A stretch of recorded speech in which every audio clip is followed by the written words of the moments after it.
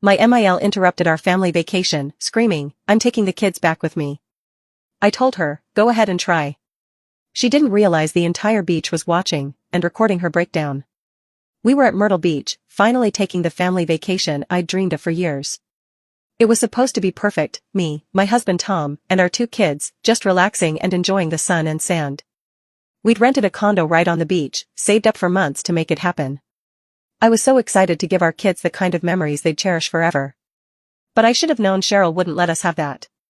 Cheryl is my mother-in-law. She's always been overbearing, but since we had kids, she's acted like they're hers to control. She questions every decision we make and never misses a chance to criticize me, especially as a mom. According to her, I'm too strict, not strict enough, feed them the wrong foods, let them watch the wrong shows, you name it. She's exhausting. But this time, she crossed a line I never saw coming. The night before we left, she called Tom, acting all innocent, asking where we were staying, what we were planning to do, and of course, why she wasn't invited. Tom explained, as nicely as he could, that this was just for us, our little family. We needed this time together. He assured her we'd visit once we got back, but that wasn't good enough for Cheryl. She started in on her usual guilt trip, saying things like, "I guess I just don't matter anymore, and I thought family meant something to you." Tom stayed firm, which isn't easy for him. He hates conflict, especially with his mom. But eventually, she backed off, or so we thought. Fast forward to our second day at the beach. It was beautiful. The sun was shining, the kids were laughing, and for the first time in a long while, I felt like I could breathe. Tom was out on a paddleboard, grinning like a kid himself, and I was watching the kids play by the shoreline, splashing and building sandcastles. I was lost in the moment, soaking it all in, when I heard her voice. I'd know that voice anywhere, sharp, loud, and always carrying just a hint of disapproval. "I'm taking the kids back with me." I whipped around, my heart sinking. There she was, Cheryl, standing on the sand in some ridiculous pink sun hat, oversized sunglasses perched on her nose, and an expression that screamed she was ready for a fight. How did she even find us? We hadn't told her where we were staying, hadn't posted anything online. But Cheryl has her ways. My son and daughter ran up, their happy faces replaced by confusion and fear. "Grandma?" my daughter asked, eyes wide. "What are you doing here?" Cheryl didn't even look at me, just zeroed in on the kids. "I'm taking you home. You shouldn't be here. It's dangerous, and you need to be somewhere safe." I was stunned, trying to process what was happening. I managed to find my voice. "What are you doing here, Cheryl?" She finally looked at me, her lips curling into a sneer. "I'm here to protect my grandchildren. You've had them long enough. They're coming with me." I was so angry, I could barely see straight. "You don't get to just show up and take them. We're on a family vacation. You weren't invited." She scoffed, like I was the one out of line. "You don't get to decide that. I'm their grandmother. I have just as much right to them as you do." "That's not how this works," I shot back, my voice shaking. "You need to leave. Now." But Cheryl wasn't backing down. In fact, she seemed to be getting angrier. Her voice got louder, her face red. "You're a terrible mother. You don't know what you're doing. They deserve better than this. You don't even watch them properly. Anything could happen out here." By now, people were staring. Some were whispering, others openly gawking. A couple of teenagers nearby had their phones out, clearly recording her meltdown. Cheryl saw them and lost it even more. "Stop recording me. This is a private family matter," she screeched, waving her arms. That only made more people start filming. I didn't care about them. I cared about my kids, who were clinging to my legs, their little faces pale and scared. I tried to calm them down, but Cheryl was relentless. She lunged forward and grabbed my daughter's arm, trying to pull her away. My daughter started crying, screaming for me. I moved without thinking, stepping between them and yanking her away. I was shaking with anger. "Don't touch my kids." Cheryl's eyes widened, then narrowed, and she jabbed her finger in my face. "They're my grandkids. I have rights. You can't keep them from me." "Go ahead and try," I told her, my voice cold. "I'll call the police. Right now." I meant it, too. I reached for my phone, and that's when Cheryl's bravado faltered. She glanced around and realized the entire beach was watching her make a fool of herself. There were at least a dozen people recording, maybe more. I could see her panic, but she tried to cover it with anger. She looked back at me, her face twisted in hatred. This isn't over. You'll regret this. She turned and stomped away, kicking sand as she went, still muttering about her rights and how I was poisoning her grandkids against her. I watched her go, my heart racing, my kids sobbing in my arms. I wanted to collapse right there on the sand. Tom finally came back, looking confused and worried. What happened? He asked, dropping his paddleboard and rushing over. I could barely get the words out, my whole body shaking. I told him everything, from her showing up out of nowhere to trying to take our daughter. Tom's face went white, then red. She did what? We packed up our stuff and went back to the condo, my mind spinning. Cheryl was out of control. Showing up like that, causing a scene, trying to take our kids? I didn't even know what to do. But one thing was clear, this wasn't over. Not by a long shot. And if Cheryl wanted a fight, she was about to get one. Back at the condo, my hands were still shaking. I kept replaying it all in my head, Cheryl's face twisted in rage, her nails digging into my daughter's arm, the way she screamed like she had every right to take my kids. I felt sick. I hugged my daughter tighter, her small body trembling against mine. Tom was pacing, his jaw clenched, muttering under his breath. He tried calling Cheryl, but of course, she didn't answer. I could tell he was torn. No matter how awful she was still his mom. But she'd crossed a line this time, and we both knew it. Then my phone buzzed. It was a text from an unknown number. I saw the crazy lady at the beach. Is she really your mother-in-law? Attached was a video clip. My stomach dropped. I clicked play and watched Cheryl's meltdown all over again, this time from someone else's point of view. Her voice was shrill, echoing through my phone, her hands flailing wildly as she screamed, "I'm taking them back. I'm their grandmother." The video zoomed in on her face, contorted in fury. It was humiliating. But it got worse. I checked social media. The video was everywhere. Dozens of people had posted it, some with mocking captions like "Crazy Grandma loses it" and "Beach Karen tries to kidnap grandkids." The comments were brutal. People were tearing her apart, calling her insane, unhinged, evil. Some even recognized her from the local community and were sharing other horror stories about her. I showed Tom, and his face went pale. "This is bad," he whispered. It didn't take long before the texts and calls started. Family members, friends, even people we barely knew were reaching out, asking if we were okay, asking what happened. Tom's phone wouldn't stop buzzing. His dad called, his voice heavy. What did she do now? Even he wasn't surprised. We thought that was the worst of it, but then came the knock at the door. I opened it to find a police officer standing there, his face serious. "Ma'am, we received a report of a possible child abduction attempt involving your children. We need to ask you some questions." I felt like the floor had been pulled out from under me. Abduction? No, she's their grandmother. She tried to take them, but I stopped her. The officer's eyes softened a bit. "I understand, ma'am, but we need to get a full statement. And we'll need to talk to your husband and the children as well." I called Tom over, and we spent the next hour explaining everything. How Cheryl showed up unannounced, how she grabbed my daughter, how she refused to leave. I tried to stay calm, but my voice kept shaking. The officer was patient, taking notes and asking questions. When he was done, he looked at us seriously. "Do you want to file a restraining order?" I looked at Tom, and he hesitated, his shoulders slumping. "She's my mom," he said quietly. "I didn't think she'd ever. I never thought she'd go this far." The officer nodded, like he'd seen this 100 times before. "It's your call. But with all these videos and witnesses, you have a strong case." Tom's face hardened, and he looked at me, then at our kids. "We need to protect them. Whatever it takes." We agreed to file, and the officer left, promising to follow up. As soon as the door closed, Tom sank onto the couch, his face buried in his hands. "I can't believe she did this.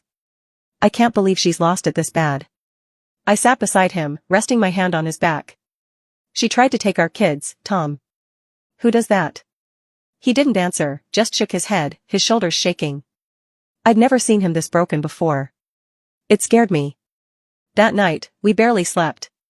Every noise outside made me jump, half expecting Cheryl to show up again, pounding on the door, demanding to see her grandbabies. But she didn't. She went silent. Too silent. The next day, Tom's phone rang. It was his sister, Jen, and she was furious. "What the hell is going on?" Mom's telling everyone you attacked her on the beach and that she was just trying to protect the kids. My jaw dropped. She's saying what? She's playing the victim, Jen said, her voice shaking. She's calling everyone, saying you went crazy and threatened her, that you're unstable and she was just trying to keep the kids safe. I couldn't believe what I was hearing. She's lying. There were witnesses, videos, I know, Jen sighed. I've seen the videos. But she's sticking to her story. She even called Aunt Marie and told her she's getting a lawyer to fight for custody. My heart stopped. Custody? Jen's voice cracked. She's saying you're unfit, that Tom's under your control and she needs to rescue the kids. I felt sick. This wasn't just about her wanting to see her grandkids. She was trying to take them from me. From us. Tom was pale, gripping his phone so hard his knuckles turned white. She's lost it, he whispered. She's really trying to take them. I couldn't breathe. Everything was spinning. We need to get a lawyer. Now. Tom nodded, his eyes hollow. Yeah. And we need to prepare for a fight. I thought she couldn't surprise me anymore. I thought we were done with her insanity. But Cheryl wasn't just meddling. She was declaring war. And I was terrified of how far she'd go to get what she wanted. The next few days were hell. We cut our vacation short and went straight home, paranoid that Cheryl might be lurking around every corner. Tom was a wreck, barely speaking, just staring off into space like he couldn't believe this was happening. I was in survival mode, making lists of everything we needed, a lawyer, security cameras, copies of the videos from the beach, proof of what really happened. We found a lawyer that same week, a woman named Lisa, who didn't mince words. After hearing everything, she leaned back and said, "Your mother-in-law sounds unhinged. But if she's serious about fighting for custody, she'll pull out every dirty trick she can. You need to be ready." I asked the question that had been haunting me. Could she win? Lisa hesitated before saying, "It's unlikely, but she's going to drag you through the mud. She'll dig into your past, your parenting, your marriage, everything. If she can find even a hint of instability, she'll use it against you." I felt sick. I kept a clean house, made sure my kids were healthy and happy, but Cheryl was good at twisting things. And then Lisa said, "Do you have any family conflicts? Anything she could use to argue the kids are in an unstable environment?" Tom and I shared a look. There was something. Something we never talked about, not even with each other. My sister, Maggie, had struggled with addiction for years. She was clean now, but there'd been some ugly times, including one night when she'd shown up at our house high and out of control. We'd called the police, and it was on record. Cheryl knew all about it. I could see her spinning it, saying my family was dangerous, that I couldn't protect my kids. I told Lisa everything, and she nodded grimly. She'll definitely use that. We'll have to be prepared to explain it in court. I felt like I was going to faint. This wasn't just a custody battle. This was war, and Cheryl was going to try to destroy me. A few days later, we got the papers. She was officially suing for custody, claiming I was mentally unstable and that Tom was incapable of standing up to me. She painted herself as the hero, the loving grandmother just trying to save her grandkids from a dangerous situation. She even had statements from some of Tom's relatives, backing her up, saying I was overprotective and controlling. Tom was livid. They've never even been to our house. They don't know anything about us. But Cheryl had spun her web, and they believed her. I could see the pain in his eyes, realizing his own family was turning against him. Against us. Then, things got worse. One afternoon, I picked up the kids from school, and my daughter came out holding the hand of a woman I didn't recognize. My heart stopped. "Who are you?" I demanded, pulling my daughter behind me. The woman smiled too widely, her eyes sharp. "I'm a social worker. I received a report of neglect and needed to check on the children." My blood ran cold. Neglect? Who reported that? She didn't answer, just said, "We'll be conducting a full investigation. Expect a home visit soon." She handed me a card and walked away, leaving me standing there, shaking. I called Tom, my words stumbling over each other. She called CPS on us. She's really trying to take them. The home visit was brutal. They went through every room, opened every cabinet, checked the fridge, the bathrooms, even looked under the kids' beds. The kids were confused and scared, clinging to me while the social worker asked question after question. "Do you feel safe at home? Do mommy and daddy ever yell at you? Does anyone hurt you?" I was trembling, trying to stay calm, to answer everything perfectly, knowing Cheryl was waiting for me to slip up. After they left, I collapsed on the couch, holding my head in my hands. Tom sat beside me, silent, his eyes dark. She's trying to make us look unfit. She's setting us up. We were on edge for days, jumping at every knock on the door, waiting for Cheryl's next attack. But nothing could have prepared me for what came next. A week later, a video started circulating online. It was heavily edited, choppy, but the footage was unmistakable. It was from the beach. Only, Cheryl had twisted the narrative. She cut out the part where she screamed at me and tried to grab my daughter. Instead, the video just showed me pulling my daughter away and Cheryl shouting, "Don't hurt her," over and over. The comments were vicious. People calling me a monster, an abuser, saying the kid should be taken away. It was going viral, and Cheryl was loving every second of it. I knew it was her doing. She was behind the edited video, manipulating the truth to make me look like the villain. I couldn't breathe. I couldn't eat. I couldn't sleep. All I could do was scroll through the hateful comments, feeling my world fall apart. My phone rang constantly, reporters wanting a statement, people demanding answers. Cheryl was using public opinion to destroy me, turning strangers into her army. Then, she did the unthinkable. She went to the news. Cheryl sat down for an interview, crying crocodile tears, painting herself as the poor grandmother who just wanted to protect her grandkids from their abusive, unfit mother. She even brought up my sister, twisting the story to make it sound like I was exposing my kids to dangerous people. I watched the broadcast, numb, as she sobbed and said, "I'm only doing this because I love them. I'm afraid for their safety." She even showed pictures she'd secretly taken during family visits, moments she'd stolen and weaponized. Tom was shaking with rage. She's lying. She's lying to everyone. But the damage was done. People believed her. I started getting threats, horrible messages calling me a monster, saying my kids deserved better. I was terrified to even leave the house. Then, one evening, I looked outside and saw a news van parked down the street, a reporter standing with a cameraman, pointing at our house. My stomach dropped. They were there to film us, to spin Cheryl's lies even further. I slammed the door and locked it, every nerve in my body on fire. Tom held me as I sobbed, my whole world crumbling around me. Cheryl wasn't just trying to take my kids. She was trying to ruin my life, to destroy me completely. And somehow, she was winning. The pressure was unbearable. I felt like I was suffocating under the weight of Cheryl's lies. My face was plastered all over social media, labeled as an abusive mother. Strangers were calling me a monster, and every time I picked up my phone, there was another hateful message. I barely slept, too afraid of what Cheryl would do next. She was twisting the truth, turning my life into a nightmare, and the worst part was that people believed her. Tom tried to hold it together, but I could see him crumbling. His own mother was tearing his family apart, and he didn't know how to stop it. Every day, he was getting calls from relatives who demanded to know why he was letting me abuse his children. They called him weak, said he was a terrible father for staying with me. It was breaking him, and I was terrified that Cheryl would succeed in turning him against me, too. Then came the court date. We walked into the courtroom, our lawyer by our side, ready to fight for our children. Cheryl was already there, sitting smugly at her table with her lawyer, looking every bit the perfect grandmother in her neat little suit, her eyes red like she'd been crying. It made me sick. She was playing the victim, just like she'd planned. The hearing was brutal. Cheryl's lawyer painted me as an unstable, dangerous mother. They brought up my sister's addiction, twisting the story to make it sound like my home was a chaotic, unsafe place. They even showed clips from that edited beach video, Cheryl dabbing fake tears as they played the part where she cried, "Don't hurt her." They made it look like I was the one attacking her. I felt the room turning against me. The judge's face was stern, his eyes hard as he watched the footage. Tom's grip on my hand tightened, but I could feel his fear. Cheryl's lawyer called witnesses, Tom's own relatives, who swore under oath that I was controlling and manipulative, that I isolated Tom from his family. I watched him die inside as they turned on him, parroting Cheryl's lies. Then Cheryl took the stand.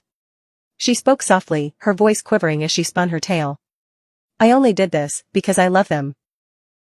I'm scared for my grandchildren's safety. Their mother is unstable, and my son is too afraid to stand up to her." Her lawyer asked, "Why do you believe your son is afraid?" Cheryl sniffled, casting a sad glance at Tom. "She's controlling him. She's alienated him from his family. He doesn't even call me anymore. She won't let me see my grandbabies. It breaks my heart." I could feel the room's sympathy shifting to her. She looked so believable, so broken. I could see the judge's expression softening. She was winning. Then it was my turn to testify. I took a deep breath, walking to the stand on shaky legs. I tried to keep my voice steady as I told the truth. How Cheryl showed up at our vacation uninvited. How she tried to take my daughter by force. How she screamed and made a scene when I wouldn't let her. I told them about the CPS visit, the smear campaign, the edited videos. I poured my heart out, praying the judge would see the truth. But Cheryl's lawyer was brutal. He twisted everything I said, accusing me of being paranoid and vindictive. He asked why I was so desperate to keep the children away from their grandmother. What are you hiding? He demanded, his voice sharp. Why would you deny a loving grandmother access unless you had something to be ashamed of? I wanted to scream. But I held my ground, repeating, I'm protecting my children. Then it was Tom's turn. I watched him walk to the stand, his shoulders heavy with the weight of everything he was about to say. He looked at Cheryl, his own mother, and his face was full of pain. I never wanted this, he said, his voice shaking. I love my mom. But she's lying. Cheryl's face fell, her eyes wide with shock. She opened her mouth, but no sound came out. Tom kept going, his voice getting stronger. She's always been controlling. She's never respected our boundaries, never accepted that we're our own family now. And when we tried to set limits, she lost it. She showed up at our vacation, screaming at my wife, grabbing our daughter. I saw the marks on my little girl's arm. Cheryl stood up, her voice shrill. You're lying. She's making you say this. She's poisoned you against me. The judge slammed his gavel. Sit down, Mrs. Reynolds. You're out of order. But Cheryl didn't sit. Her mask cracked, the calm, grieving grandmother slipping away as she pointed at me, her face twisted with hate. This is all her fault. She took you from me. She turned you against her own mother. I was just trying to save my family. Tom looked at her, his eyes filled with tears. No, Mom. You did this. You tried to take my kids. You turned my own family against me. You lied to everyone. Cheryl's face crumpled. I did it because I love you. I love my grandbabies. Tom shook his head. Love isn't control. It isn't manipulation. You don't destroy someone's life because you love them. The courtroom was silent. I could hear Cheryl's sobs echoing off the walls, her shoulders shaking. But no one moved to comfort her. Even her own lawyer looked away, ashamed. The judge spoke, his voice heavy. I've heard enough. Mrs. Reynolds, your behavior has been manipulative and harmful. You've shown a disturbing lack of respect for this family's autonomy. Custody will remain with the parents, and I am issuing a restraining order effective immediately. Cheryl's face went white. No. You can't, they're my grandbabies. She reached out toward us, but the bailiff stopped her. She crumpled to the floor, sobbing, as they escorted her out. I watched her go, feeling nothing but emptiness. Tom held my hand, his face pale and haunted. We won. But it didn't feel like a victory. Cheryl was gone from our lives, but so was Tom's family. They believed her lies. They hated me, blamed me for everything. And Tom had lost his mother, the woman he'd loved, even if she was broken. We walked out of the courtroom, past reporters and cameras, holding each other tightly. Our kids were safe, but nothing would ever be the same. Cheryl had burned everything to the ground, and we were left standing in the ashes, trying to figure out how to rebuild. Tom looked at me, his eyes weary. We survived. I squeezed his hand. Yeah. But at what cost? We drove home in silence, knowing the fight was over, but the wounds would take a lifetime to heal.